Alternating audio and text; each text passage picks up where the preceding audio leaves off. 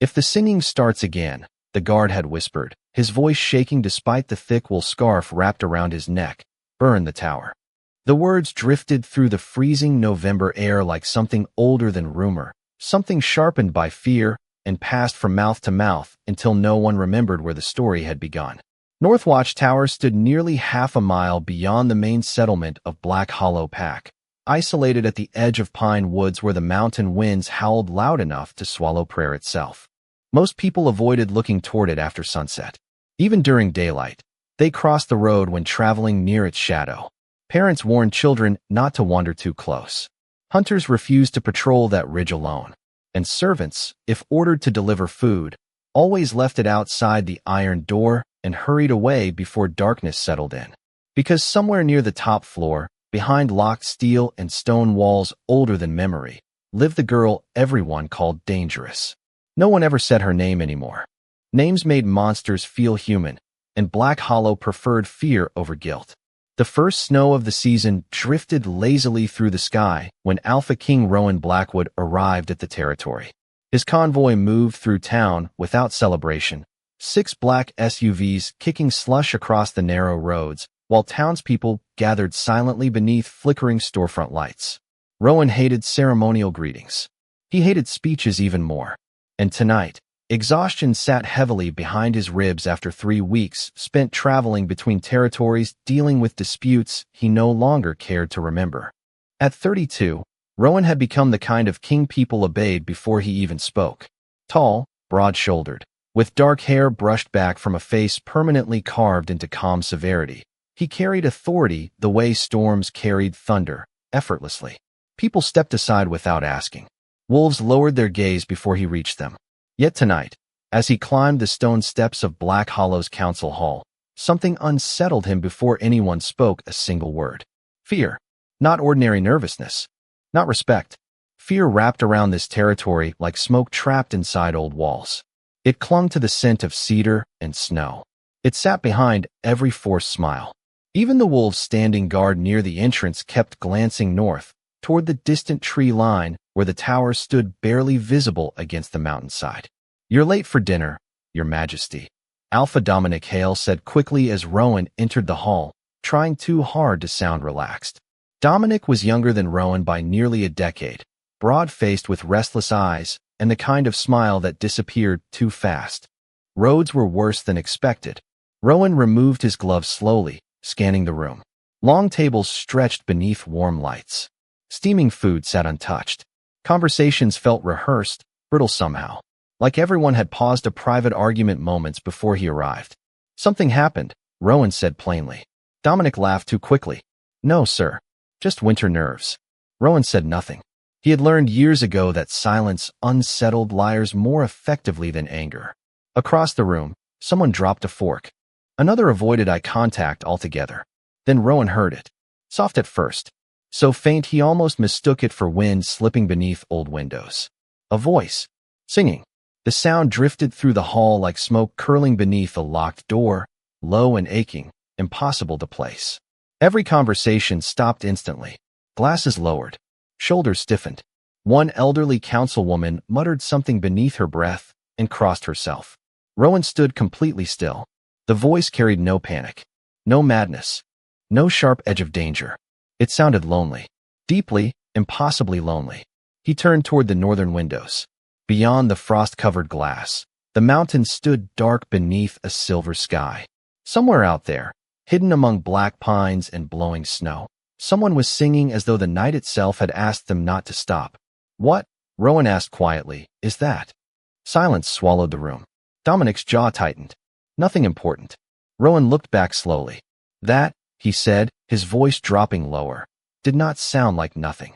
The singing continued, carried faintly by the wind. Sad enough to ache somewhere beneath the ribs. Beautiful enough to quiet the wolf inside him in a way nothing had for years. Rowan felt it immediately. His wolf, usually restless, distant, cold, had gone still. Listening, watching, waiting. Dominic exhaled sharply. "It's just the Omega," he muttered. "The dangerous one." Rowan frowned. Dangerous. Another silence. Longer this time. Uneasy. The kind people build around ugly truths. Dominic finally spoke again, quieter now. We keep her locked away in North Watchtower. Rowan's expression hardened. You locked away in Omega? For everyone's safety. Dominic looked toward the window, as though even speaking of her carried risk. When she sings, he hesitated. People change. Rowan waited. Change how? No one answered right away. Somewhere beyond the mountains, the voice rose again, soft enough to sound breakable. And for reasons Rowan could not explain, something deep inside him pulled toward it before logic could interfere. Like recognition. Like memory. Like grief he had forgotten belonged to him. Rowan did not sit down for dinner. The moment the singing faded into silence, something unsettled settled deeper beneath his skin, quiet but impossible to ignore. Outside, snow drifted across the darkened windows in soft white ribbons, covering Black Hollow in a silence that felt too rehearsed to be natural. Dominic Hale reached for his drink with unsteady fingers. Around the long wooden table, council members suddenly found great interest in their untouched meals, avoiding Rowan's gaze as though eye contact itself had become dangerous. Rowan rested one gloved hand against the back of an empty chair and spoke with measured calm. I asked a question. No one moved. Somewhere in the distance, the wind sighed against the mountain like an old thing grieving. Finally, Dominic cleared his throat. Her name is Evelyn Hart, he said carefully, almost reluctantly, as though the name carried consequences of its own. She has been kept in North Watchtower for 6 years. Rowan's eyes narrowed slightly. 6 years. That was not temporary containment. That was abandonment dressed in authority. Why, he asked. Dominic exchanged nervous looks with the others before answering. Because she is dangerous. Rowan remained still. You said that already. Explain. Dominic exhaled through his nose. When Evelyn turned 16, things started happening around her. He paused, searching for words. People became emotional. Rowan said nothing, waiting. Hunters stopped sleeping. Wolves lost control of themselves. Pack members would hear her sing and suddenly break down crying, or disappear into the woods for hours. One man quit his position after 20 years because he said hearing her voice reminded him of every regret he ever buried. A councilwoman folded trembling hands together. She made people unstable, she added softly. Families argued. Old grief resurfaced. We thought she was cursed. Rowan studied their expressions carefully. Fear lived there, yes, but something else too. Shame, hidden beneath excuses. So you locked away a teenage girl? No one answered immediately. Dominic swallowed hard. Her own stepfather agreed to it. He said she frightened the family. Said strange things happened whenever she was upset. Rowan glanced toward the northern window again. The tower stood somewhere beyond the mountain ridge, invisible now beneath snow and darkness, but he could still feel the lingering echo of her voice in ways he did not understand. His wolf had gone strangely quiet since hearing it, calm in a way that felt unfamiliar, comfortable almost, and she has been there ever since. Food is delivered twice a week, Dominic said quickly. She has heat, books, blankets. Rowan looked back slowly. Human beings are not winter storage. The room fell silent again. A clock ticked softly near the fireplace. Outside, wind rattled old shutters. Then, almost impossibly, the singing began again. Softer this time. Distant. Like moonlight somehow had a voice. The sound drifted through the old building, threading itself into every quiet corner. Rowan felt it before he understood it. Not fear. Not manipulation. Sadness. Deep sadness wrapped around something unbearably gentle. His wolf shifted quietly beneath his skin, listening, waiting. One council member suddenly stood and moved toward the door. I cannot hear this again, he muttered under his breath. Another woman lowered her face into trembling hands. Rowan frowned. Nobody looked possessed. Nobody looked harmed. They looked exposed, like something inside them had been touched after years of pretending it no longer hurt. What exactly happens when she sings? Rowan asked quietly. Dominic stared into the fire. People remember things. The answer settled heavily in the room. Loss, Dominic continued. Mistakes. Grief. Regret. Some say hearing her voice feels like opening a locked room inside yourself. He shook his head. The pack decided she was dangerous because nobody wanted to feel those things. Rowan stood motionless for several seconds. Snow tapped softly against the glass. Somewhere beyond the mountain, A lonely voice carried through darkness as though no one had listened in years. He imagined cold stone walls, a locked room, a girl forgotten long enough that people stopped using her name. Something tightened unexpectedly in his chest. Not pity, something closer to anger. Quiet anger, controlled anger, the kind that arrived before difficult truths. "Take me to the tower," Rowan said. Dominic looked horrified. "Tonight." Rowan picked up his gloves from the table. "Especially tonight." Before we continue, if stories like this pull you in and make you curious about what happens next, make sure to like the video and subscribe to the channel so you do not miss the next story waiting just beyond the dark. The drive to Northwatch Tower took nearly 20 minutes through winding mountain roads glazed with fresh snow, the kind that swallowed sound and made the whole world feel abandoned. Rowan sat in the passenger seat of Dominic Hale's truck, one hand resting against the cold window as dark pine trees blurred past beneath the glow of headlights. No one spoke for most of the drive. Dominic gripped the steering wheel too tightly, his shoulders stiff beneath a heavy flannel coat.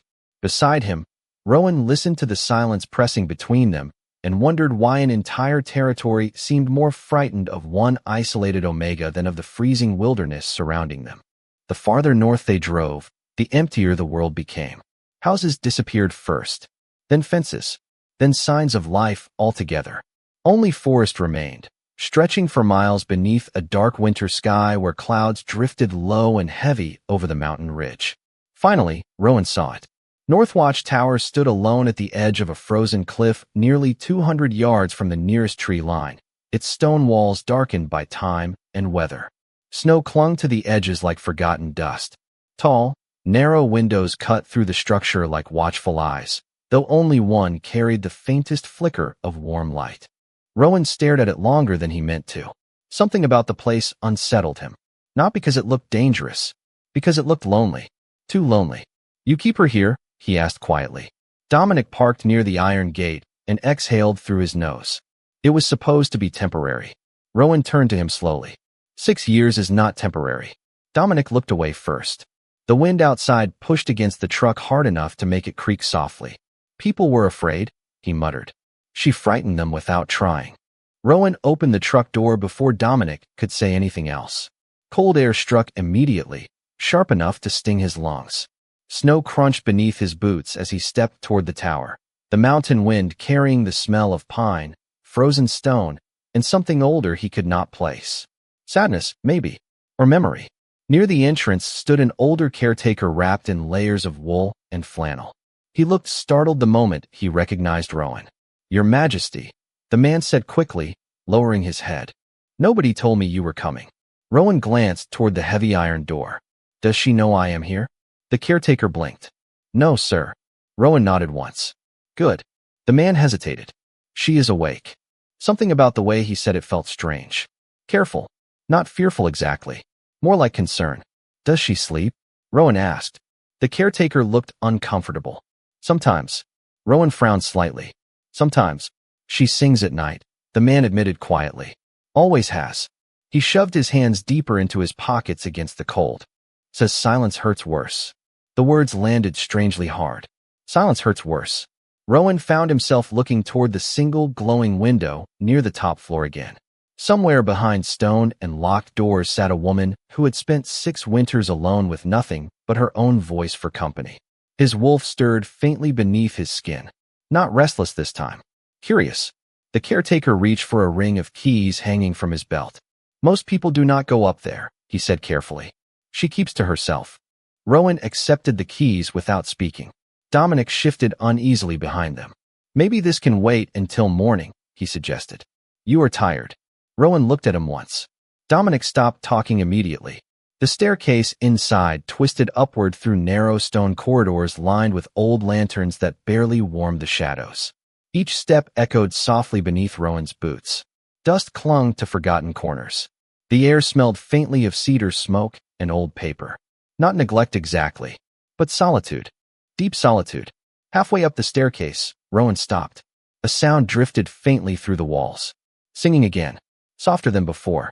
Closer now. He could not make out all the words. Only pieces of melody carried carefully through silence like someone afraid of disturbing the dark itself. His wolf quieted instantly. Completely. Rowan frowned. That had never happened before. Not once in years. Usually his wolf remained distant, tense, carrying the weight of leadership like another scar beneath the skin. But now there was only stillness. Listening. Waiting. Wanting to move closer. Rowan climbed the final staircase slowly, the old wood creaking beneath his weight. At the end of the hall stood a single door painted pale blue long ago before time, and winter stripped most of the color away.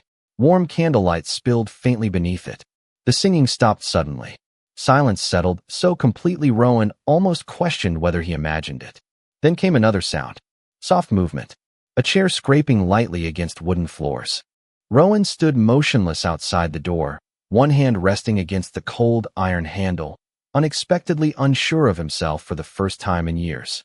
Somewhere beyond the door, he could hear quiet breathing. Then a woman's voice, softer than snowfall itself, spoke to someone inside the room. "You should not be awake either," she whispered gently. "The storm sounds lonely tonight." Rowan frowned. Someone else was in there. Or perhaps she was talking to herself. Yet the voice carried no madness. No instability. Only warmth wrapped carefully around exhaustion. And for reasons he could not explain, Rowan suddenly wanted to know what kind of person learned to sound gentle after surviving 6 years alone. Rowan stood outside the faded blue door longer than he meant to. The hallway was quiet except for the low hum of winter wind pressing softly against the tower walls. But something about the room beyond felt strangely alive. Not loud, not threatening, just lived in. The warmth spilling faintly beneath the door felt impossible in a place built for punishment. He could still hear movement inside. Slow footsteps, the rustle of fabric, then the soft scrape of something light against wood. Rowan raised his hand once to knock and stopped himself. Strange. He had faced rival alphas twice his size without hesitation. Sat through negotiations with men who smiled while preparing betrayal. Yet standing outside a forgotten room at the top of a mountain, he found himself unexpectedly cautious. Not because he feared what was inside, because he did not want to disturb whatever quiet had managed to survive here. Then came the sound again. A tiny flutter. Wings. Rowan frowned. A bird? Before he could think further, the same soft voice drifted through the door again, gentle enough to feel warmer than the fire downstairs. "You are stubborn for something so small," she whispered with quiet amusement. "You were supposed to be sleeping." There was a pause. Then softer still, almost laughing to herself. "I suppose that makes two of us." Rowan blinked once. No instability. No madness. No danger. Just loneliness trying very hard to remain kind. He finally knocked, firm but careful. Silence answered immediately. The stillness on the other side sharpened so suddenly he could almost feel surprise through the door itself. Several seconds passed. Then came hesitant footsteps. Slow. Cautious. The sound stopped just behind the door. "They already brought dinner," a woman said quietly. Her voice was softer now, careful around strangers. "You can leave the tray outside." Rowan looked briefly toward the iron handle in his hand. "I am not here with dinner." Silence again. Longer this time. "Then who are you?" Rowan considered answering honestly. "Alpha King Rowan Blackwood." The title alone changed every room he entered. Shifted people instantly into fear, obedience, caution. But something stopped him. He did not want fear tonight. Not from her. "Just someone passing through," he said instead. Another pause. He heard fabric shift softly against wood. "Nobody passes through here," she said quietly. Not bitter. Just honest. Rowan almost frowned at that. She sounded like someone who had stopped expecting anything from the world long ago. "Would you open the door?" he asked. Silence stretched again, long enough that Rowan thought she might refuse. Then came the quiet click of locks. 1, 2, 3. More than necessary. Far more. The door opened only a few inches at first. Warm candlelight spilled into the hallway, soft gold against old stone. And then Rowan saw her. Evelyn Hart looked younger than he expected and older at the same time. 22 now, if Dominic had counted correctly, but 6 years of isolation rested quietly around her like winter itself. Pale skin, light brown hair falling loosely past her shoulders, slightly tangled as though nobody had taught her there was still reason to care.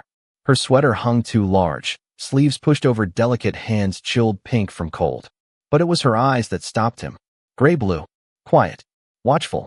The kind of eyes that learned long ago not to ask too much from anyone. She looked startled to find a stranger standing there, especially one nearly filling the narrow doorway with broad shoulders and dark winter clothes dusted lightly with snow. Rowan noticed the way she instinctively stepped back half an inch. Careful, not fearful exactly, just practiced. Like disappointment had taught her caution. "You are not the caretaker," she said softly. Rowan shook his head once. "No." Her gaze flickered toward the stairs behind him as though checking whether guards waited nearby. "Did something happen?" she asked after a moment. "No," Rowan said. "I heard singing." Something changed in her expression then. Small, almost impossible to catch. Embarrassment maybe. Or sadness. "I did not realize anyone could hear it in the storm." Rowan glanced briefly past her shoulder. The room surprised him. Books stacked unevenly near the fireplace. Candles melted low beside old windows. A small blanket-lined basket sat near the hearth where a tiny injured bird slept with one wing wrapped carefully in cloth. Not a prison. A survival. Someone had turned loneliness into softness wherever they could. "You take care of birds?" Rowan asked quietly. Evelyn looked over her shoulder toward the basket. Something warmer touched her face then. "Small but real. Only broken ones," she said. The answer landed unexpectedly hard somewhere beneath Rowan's ribs. Broken ones. She had said it like she already knew exactly what belonged here. He looked back at her slowly. "And who takes care of you?" The question slipped out before he meant to ask it. Evelyn blinked once. Surprise flickered briefly through her tired expression, as though nobody had asked her something so simple in years. Then she looked down at her hands. "Nobody," she said softly. Outside, snow continued falling against the tower windows while something quiet inside Rowan shifted in ways he had not expected. For a moment, neither of them moved. Snow tapped gently against the tower windows while candlelight softened the edges of the small room, turning worn books and chipped furniture into something unexpectedly warm. Evelyn stood near the half-open door with one hand still resting lightly against the handle, as though she had not yet decided whether this strange interruption belonged to hope or disappointment. Rowan remained in the hallway longer than necessary, watching the quiet way she held herself. Careful, small, like someone who had spent years trying not to take up too much space in the world. Yet nothing about her matched the stories downstairs. There was no sharpness in her voice, no danger in the room, just stillness wrapped carefully around loneliness. The tiny bird near the fireplace shifted inside its blanket basket, releasing a sleepy chirp. Evelyn glanced toward it automatically, concern touching her expression before she even seemed aware of it. "He hurt his wing during the storm," she explained softly. "The wind pushed him against the tower." Rowan stepped inside slowly, closing the door halfway behind him against the cold draft from the hallway. "And you fixed it?" Evelyn shrugged one shoulder gently. "I tried." She moved toward the fireplace, kneeling beside the basket to adjust the folded blanket around the bird with surprising tenderness. Sometimes trying is enough. Rowan watched her for a moment without speaking. The room smelled faintly of cedar wood, candle wax, and tea gone cold. There were stacks of books everywhere, some balanced unevenly on the floor, others arranged neatly along shelves someone had clearly built by hand years ago. A faded quilt rested over the arm of an old chair near the fire. Nothing expensive, nothing grand, but lived in, human. "You read a lot," Rowan said quietly. Evelyn looked over her shoulder. "There is not much else to do up here." A pause lingered between them. Then she added softly, "Books make the room feel less empty." The honesty of it settled strangely in Rowan's chest. He had spent years surrounded by people and still understood loneliness more than he cared to admit. Leadership had a way of isolating people too, just differently. He removed his gloves slowly, brushing snow from his coat. "Do you always let strangers into your room?" Evelyn surprised him by smiling faintly. "Small, quick, gone almost immediately." "Nobody comes here," she admitted. "You are technically the first stranger in a very long time." Rowan found himself unexpectedly glad about that. Strange thought. Stranger feeling. He stepped closer to the fireplace, warmth brushing softly against cold skin. "Do you sing every night?" he asked after a moment. Evelyn lowered her gaze toward the sleeping bird again. "Mostly." "Why?" She hesitated, long enough that Rowan thought she might not answer. Then quietly, almost shyly, she said, "Because silence feels too loud." Rowan frowned slightly. "Too loud?" Evelyn nodded once. "When things get quiet," she said carefully, searching for words, thoughts start echoing. Her fingers smoothed gently over the edge of the blanket. Memories, too. She looked toward the snow-covered window where darkness pressed softly against the glass. Singing helps. Something about the way she said it made Rowan wonder how many nights she had spent here alone trying to outrun silence. 6 years. 6 birthdays. 6 winters. Forgotten long enough that even kindness probably felt unfamiliar. His wolf shifted quietly beneath his skin again. Not restless. Protective. The feeling caught him off guard. Do they ever visit? Rowan asked. The people downstairs? Evelyn looked confused for a second, then shook her head once. Not really. No bitterness. No anger. Somehow that made the answer worse. The caretaker comes, she added quickly, almost as though trying to make it sound less sad. Sometimes he brings soup.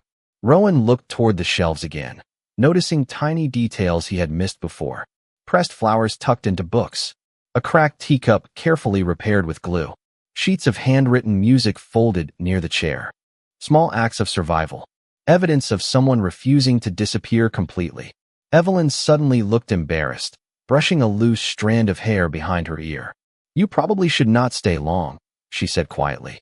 People downstairs do not usually like when someone comes up here. Rowan studied her expression. And what do you want?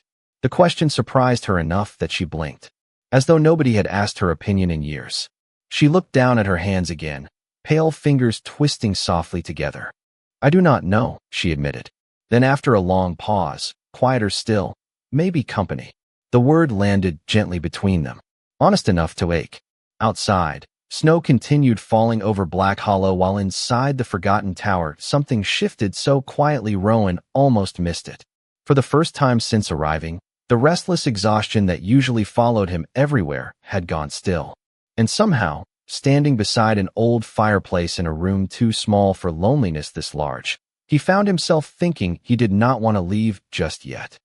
Rowan did not realize how much time had passed until the fire settled lower and softer, filling the room with quiet orange light that flickered gently across old books and stone walls. Outside, snow continued falling without urgency, blanketing the mountain in silence thick enough to make the world feel paused. Evelyn had made tea sometime during their conversation, apologizing twice for the chipped mug before handing it to him with careful hands as though kindness itself required permission. Rowan had accepted it without thinking. Strange. No one usually served him anything without trembling or rehearsed politeness. Yet here, inside a forgotten tower room, there had been no performance. Only honesty. Quiet honesty. Evelyn sat curled near the fireplace now, knees pulled slightly toward her chest beneath a knitted blanket worn soft with age. The tiny bird slept peacefully beside her, one wing tucked carefully against its body. Rowan leaned against the nearby bookshelf, watching candlelight catch in strands of her hair while she absently turned the corner of a book page between nervous fingers. She still looked uncertain around him, though not frightened anymore. Curious perhaps.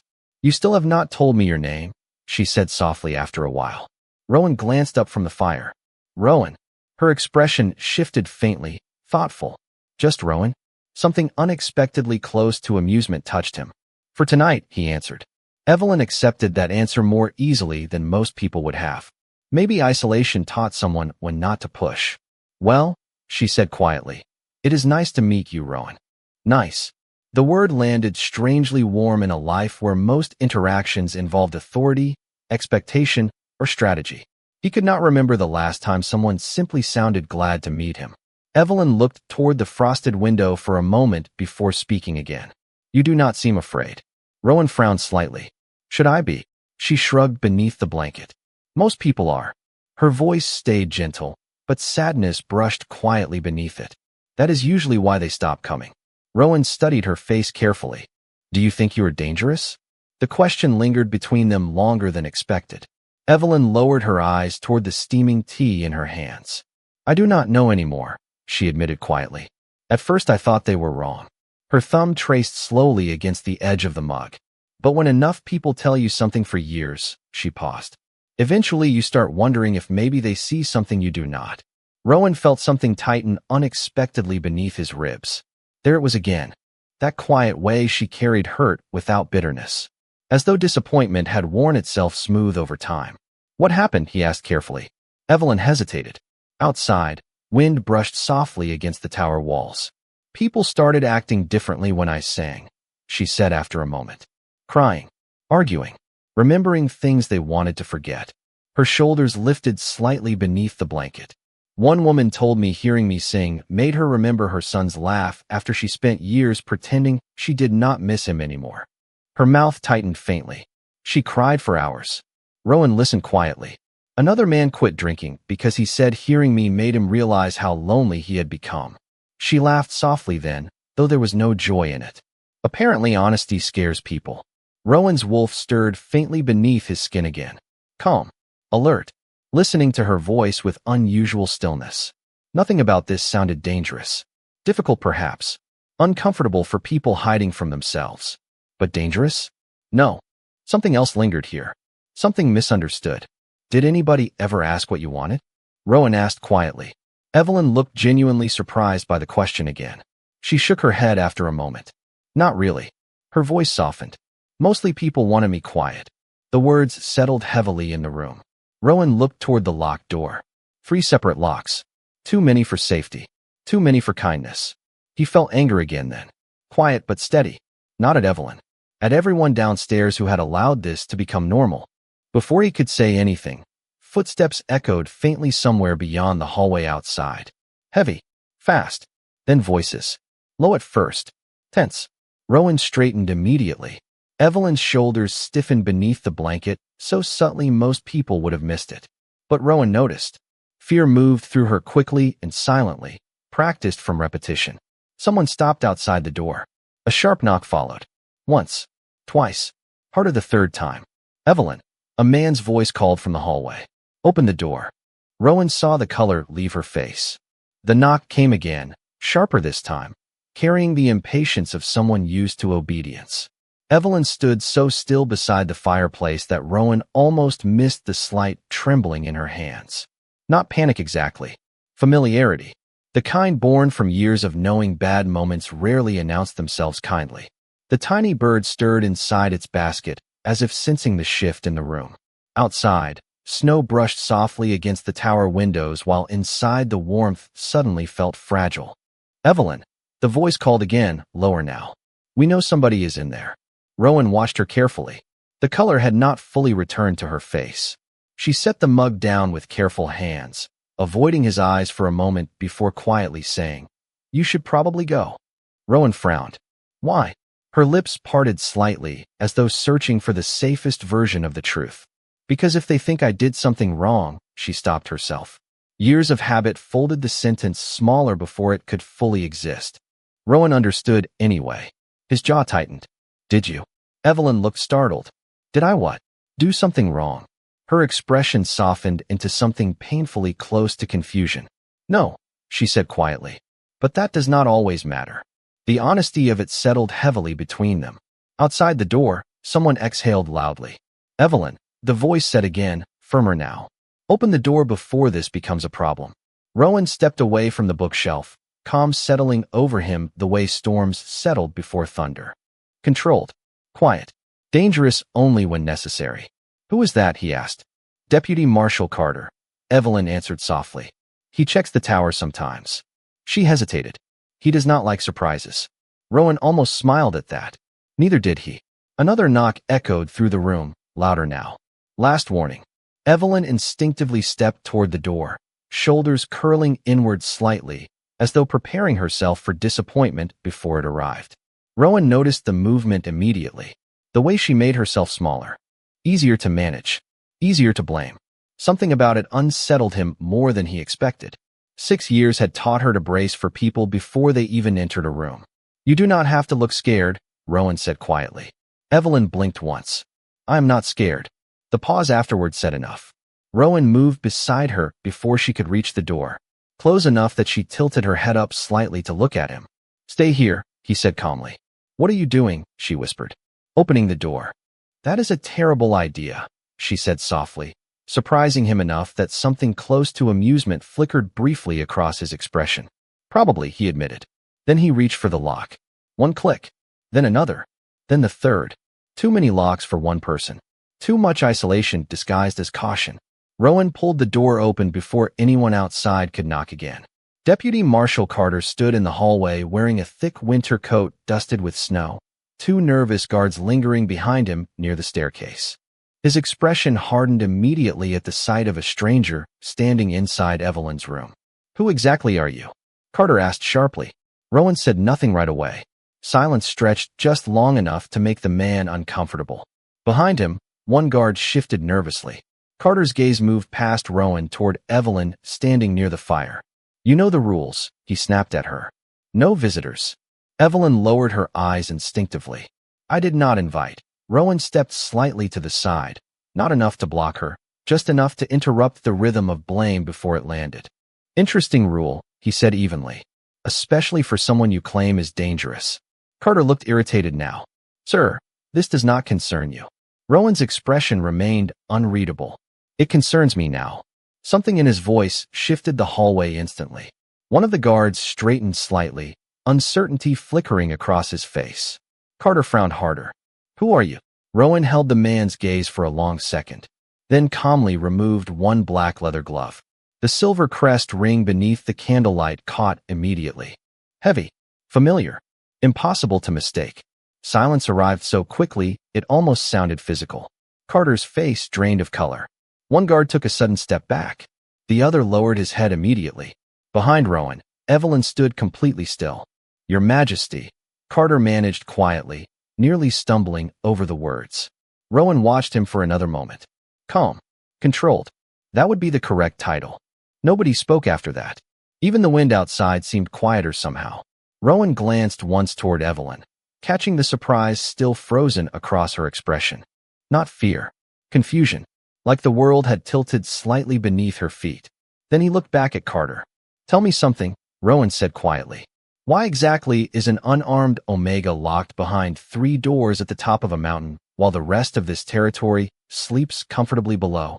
No one answered immediately. Somewhere behind him, Evelyn's voice came softly, barely above a whisper. "You are the Alpha King." The question settled softly into the room, fragile enough to break something neither of them fully understood yet. Rowan turned toward Evelyn slowly.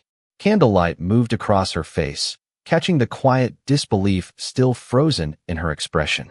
She looked less shocked than confused, as though the truth refused to fit beside the version of the evening she had already begun trusting.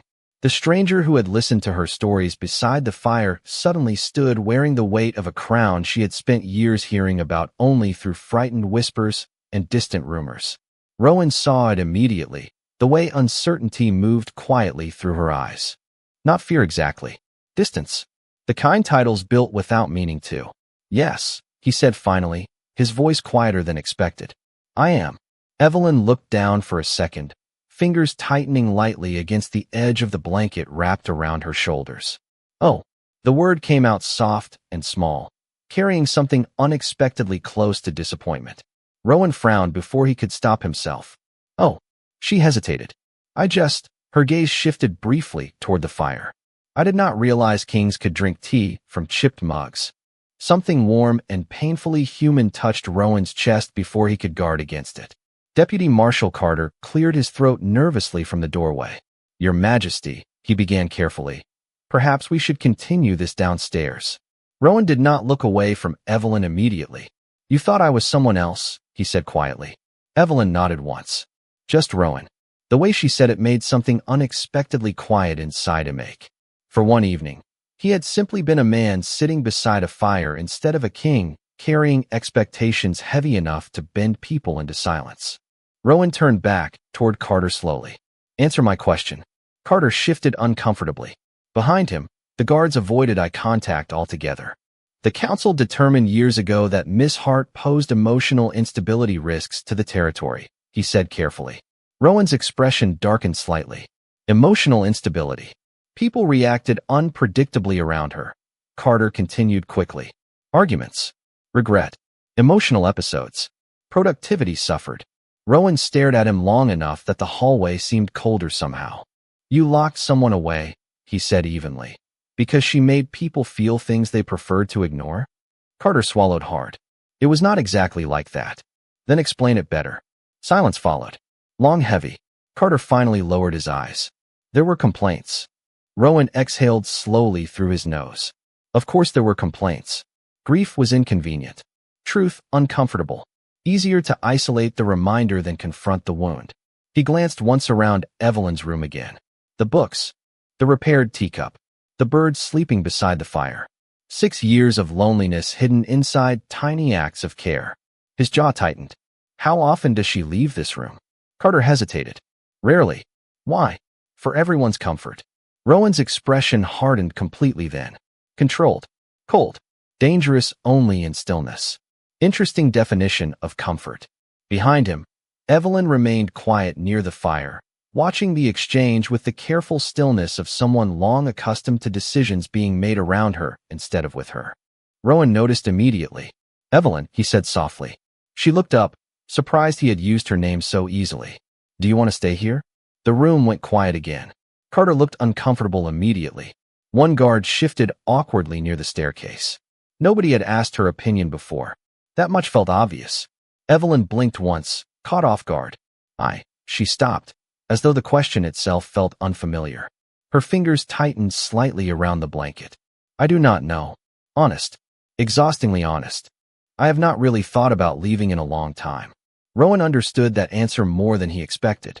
People adapted to cages eventually. Even invisible ones. Outside, wind brushed softly against the tower windows while snow continued falling over Black Hollow below.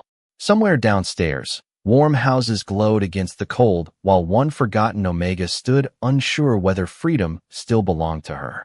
Rowan looked back at Carter. Tomorrow morning, he said calmly. I want every document related to Evelyn Hart delivered to me. Carter looked startled. Your Majesty, every document. His voice stayed level, which somehow made refusal impossible. Medical reports, council records, complaints, witness statements. Silence followed immediately. And one more thing, Rowan added quietly. The locks stay open tonight. Carter blinked. Sir. Rowan turned just enough to meet his gaze fully. I do not remember asking for debate. Carter lowered his head immediately. Yes, Your Majesty. When the footsteps finally retreated down the hallway, silence returned slowly to the tower room. Rowan looked back toward Evelyn. She still stood near the fire holding her blanket too tightly, staring at him with something uncertain lingering quietly behind tired eyes. You are changing things, she said softly. Rowan held her gaze for a long moment. Someone should have a long time ago. For a while neither of them spoke. The storm outside softened into something quieter, snow drifting lazily past the tower windows while candlelight moved gently through the room like it had finally found permission to stay. Evelyn stood near the fireplace with her blanket still wrapped around her shoulders, though her hands no longer trembled quite as much. Rowan remained near the door, one hand resting loosely against the frame as though leaving had become unexpectedly difficult. The room felt different now, changed somehow. Smaller and larger at the same time. Smaller because truth had entered it. Larger because silence no longer belonged only to loneliness. Evelyn lowered her gaze toward the sleeping bird near the fire. They are going to be upset, she said quietly after a while. Rowan almost smiled at the understatement. That seems likely. She looked up then, uncertainty moving carefully through tired eyes. Why are you helping me? Honest question. No accusation. No expectation. Just confusion wrapped in caution. Rowan considered answering quickly and found himself unable to. Because he pitied her? No. Because something about her voice unsettled him? Not exactly. Because 6 years inside these walls felt unbearably wrong? Closer, yet somehow still incomplete. His wolf had gone still the moment he heard her sing. Calm in a way Rowan had not felt in years. And standing here now, listening to the quiet way she spoke to injured birds and apologized for chipped cups, something unfamiliar pressed softly beneath his ribs. Recognition maybe, or instinct trying to say something logic had not caught up with yet. I do not know, he admitted quietly. Evelyn blinked once, surprised by the honesty. Rowan looked toward the fireplace. I think, he paused, choosing words more carefully than usual. I think somebody should have asked questions much sooner. Her expression softened unexpectedly. Sadness touched the corners of her smile, but warmth lived there too now. Small, fragile, real. You make it sound simple, she said quietly. Rowan looked back at her. Sometimes people make difficult things complicated because the truth makes them uncomfortable. Evelyn lowered her eyes again. You think I am not dangerous? Not a question. A quiet observation. Rowan exhaled softly through his nose. No, the answer came too quickly to reconsider. I think people were afraid of feeling things they spent years trying to bury. Silence settled gently again. Somewhere below, wind brushed against the old tower walls while fire cracked softly inside the hearth. Evelyn moved slowly toward the nearby bookshelf, fingers brushing absent-mindedly against worn spines. There was a woman once, she said after a while, voice quieter now. Her daughter passed away during winter. Rowan stayed still, listening. She came to hear me sing before everything changed. Evelyn swallowed lightly. Afterward, she cried for nearly an hour because she said she had forgotten what her daughter's laugh sounded like. Her hand lingered against an old book. The next morning, people said I upset her on purpose. Rowan felt anger stir quietly again. Controlled. Familiar now. Did anyone ask her what happened? Evelyn smiled faintly without humor. No one likes grief unless it stays quiet. The truth of it landed heavily. Rowan understood that better than he wanted to admit. Kings learned quickly that pain only received sympathy when it remained convenient. He stepped closer to the fire without thinking. Close enough now that warmth softened the cold lingering in his coat. Evelyn glanced up briefly before quickly looking away again. Not uncomfortable, just uncertain, like she had forgotten how to exist around company. You can leave tomorrow if you want, Rowan said after a moment. The words surprised even him. Evelyn froze completely. Leave? Somewhere warmer, he added. Somewhere with people who remember you are a person. She stared at him then, genuine disbelief widening tired eyes. Hope flickered there, so briefly Rowan almost missed it before caution swallowed it again. I would not know how, she admitted softly. To leave. The honesty in her voice ached more than it should have. 6 years. Long enough for freedom to feel imaginary. Rowan looked toward the locked door, then back at her. You would figure it out. Evelyn opened her mouth like she wanted to believe him and could not quite manage it.